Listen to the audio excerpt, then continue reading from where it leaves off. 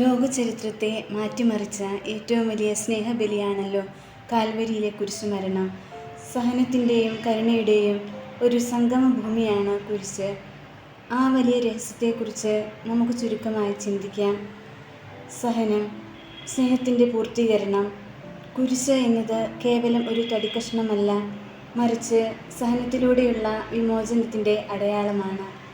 ക്രിസ്തുവിൻ്റെ സഹനം നിർബന്ധിതമായിരുന്നില്ല, മറിച്ച് അത് സ്വയം ഏറ്റെടുത്തതായിരുന്നു.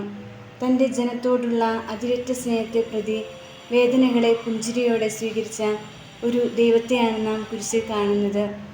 നമ്മുടെ ഓരോ വേദനകളിലും പരാജയങ്ങളിലും ഞാൻ കൂടെയുണ്ട് എന്ന് ഉറക്കെ പ്രഖ്യാപിക്കുന്ന ഒന്നാണ് ക്രിസ്തുവിൻ്റെ മുറിവുകൾ. കരുണ, കുരിശിലെ ദൈവിക സ്വഭാവം. സഹനത്തിൻ്റെ അത്യുന്നതങ്ങളിൽ നിൽക്കുമ്പോഴും യേശു പ്രകടിപ്പിച്ചത് കരുണയാണ്.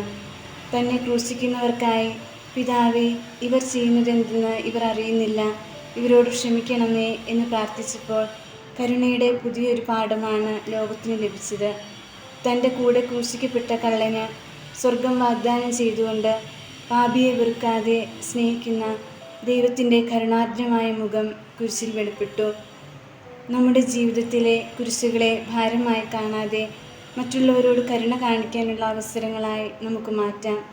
സഹനങ്ങളെ ക്ഷമയോട് നേരിടാനും നമ്മെ വേദനിപ്പിക്കുന്നവരോട് കരുണ കാണിക്കാനും കുരിശിലെ നാഥൻ നമ്മെ പഠിപ്പിക്കുന്നു.